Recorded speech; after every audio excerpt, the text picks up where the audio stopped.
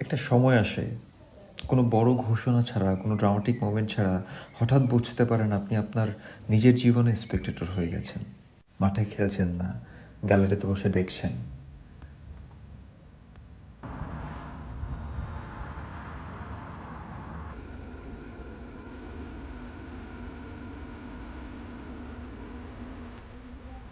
আমি সোশ্যাল মিডিয়াতে তেমন একটা অ্যাক্টিভ ছিলাম না দেশে থাকতে, কিন্তু ভেতরে ভেতরে অনেক কিছু চলছিল।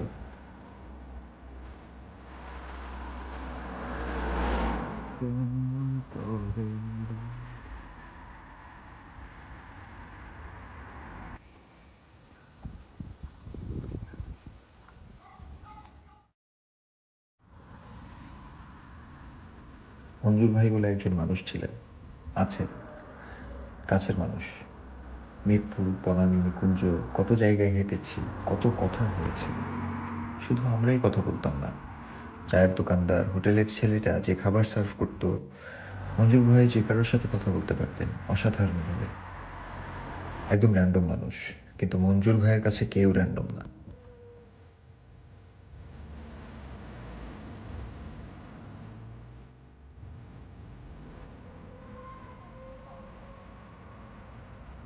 কিভাবে যেন তিনি জেনে গিয়েছিলেন আমি লিখি। আমি কাউকে বলিনি, কিন্তু তিনি জানতেন। মঞ্জুর ভাই দুর্দান্ত আবৃত্তি করতেন। আমার বেশ কিছু লেখা তিনি পড়েছিলেন, অনেক আগের কথা। কেউ একজন আপনার লেখা পড়ে সেটাকে নিজের গলায় ফিরিয়ে দিচ্ছে, এই মুহূর্তটা আলাদা। আমি কাউকে দেখাইনি, কিন্তু একজন মানুষ ঠিকই খুঁজে পেয়েছিলেন।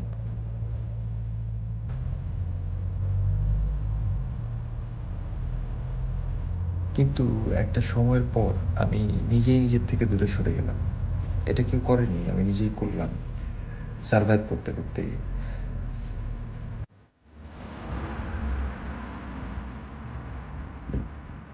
ইউকেতে আসার পর প্রথম কয়েক বছর আমি একটাই কাজ করেছি, পরের দিনটার জন্য রেডি থেকেছি, কিন্তু আজকের দিনটা ফিল করিনি।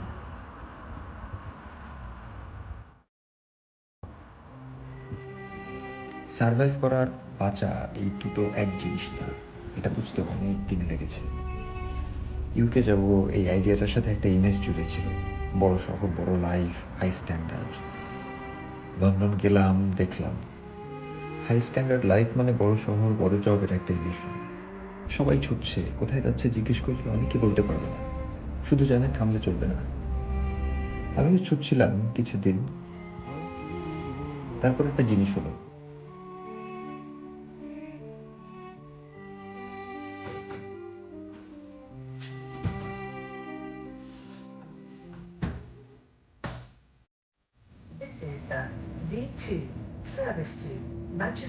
একসময় পারফর্ম করতে করতে, এই ছুটতে ছুটতে এত ক্লান্ত হয়ে যান যে থামেন। এই ক্লান্তিটা শরীরের না, এটা অন্যরকম। প্রতিদিন একটা ছবি দেখাতে হচ্ছে, সব ঠিক আছে, সবাই এগিয়ে যাচ্ছে। প্রতিটা সিদ্ধান্তে হিসাব করতে হচ্ছে, এটা ঠিক সময় হচ্ছে, যথেষ্ট দ্রুত হচ্ছে, অন্যরা কোথায় পৌঁছে গেছে। এই হিসাবগুলো ছোট ছোট, কিন্তু প্রতিদিন জমে। একদিন বুঝতে পারেন হিসাব করতে করতেই দিন শেষ হয়ে যাচ্ছে, জীবনটা না, শুধু হিসাবটা চলছে। আর তখন থামেন।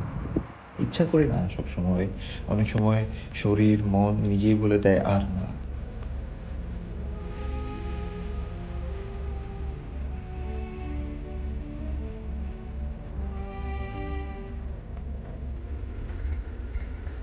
আজকে একটা ঘটনা হলো, লন্ডন যাওয়ার কথা ছিল, মিটিং, বাস মিস করলাম। আমার একজন কোচ আছেন, মুবাশ্বের ভাই, উনি বলেছিলেন যখন প্যানিক লাগবে কল করুন। আমিও তাকে কল করলাম, পুরো গল্পটা বললাম, বাস মিস, লন্ডন যাওয়া হয়নি, মিটিং পিছিয়ে গেছে। উনি পুরোটা শুনলেন, তারপর একটাই প্রশ্ন করলেন, হোয়াটস দ্য ইম্প্যাক্ট।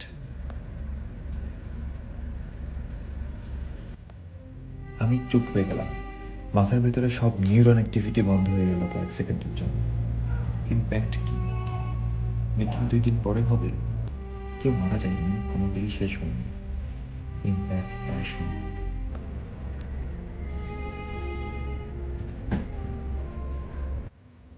এই একটা প্রশ্ন আমি যদি নিজেকে আগে এটা জিজ্ঞেস করতাম, প্যানিকই হতো না। কিন্তু আমরা আগে প্যানিক করি, তারপর হিসাব করি, তারপর বুঝি কিছু হয়নি। উল্টোটা করলে জীবন অনেক শান্ত হয়।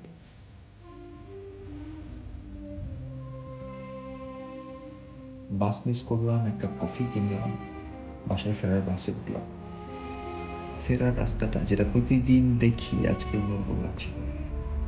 তখন বুঝলাম আমি পার্টিসিপেট করছিলাম নিজের জীবনে। দৌড়াচ্ছিলাম না, দেখছিলাম।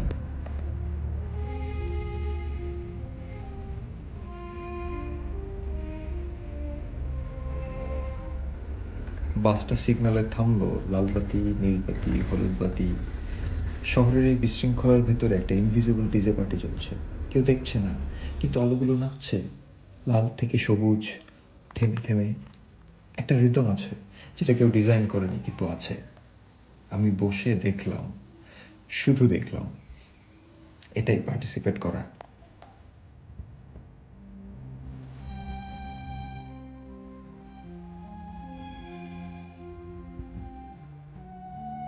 জীবন একটা স্থির জিনিস। আমি যদি সেটাকে নয়েজ দিয়ে ভরিয়ে রাখি আর একই সাথে স্টিলনেস খুঁজি, সেটা হয় না। দুটো একসাথে চলে না। হয় শব্দ, নয় শান্তি। আজকে আমি শান্তি বেছে নিলাম। পরিস্থিতি সিদ্ধান্তটা নিয়েছিল, আমি শুধু লড়িনি। সেটাই পার্থক্য। আগে হলে লড়তাম, আজকে লড়িনি।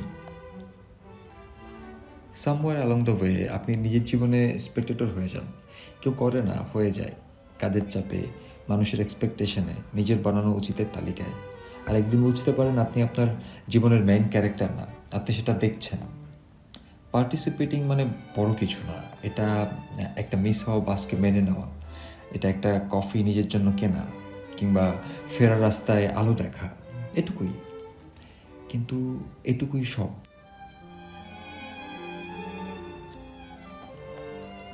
আমার ছেলে এখনো ৩ বছর হয়নি। সে পার্টিসিপেট করে সব কিছুতে। সম্পূর্ণভাবে চেষ্টা করে, কোনো হিসাব ছাড়া। আমি তার কাছ থেকে শিখছি প্রতিদিন একটু। আজকেও শিখলাম। একটা মিস হওয়া বাস থেকে, একটা হোয়াটস দ্য ইম্প্যাক্ট থেকে, একটা সিগন্যালের আলো থেকে। It's time to start participating in your own life. আস্তে আস্তে হলেও চলবে।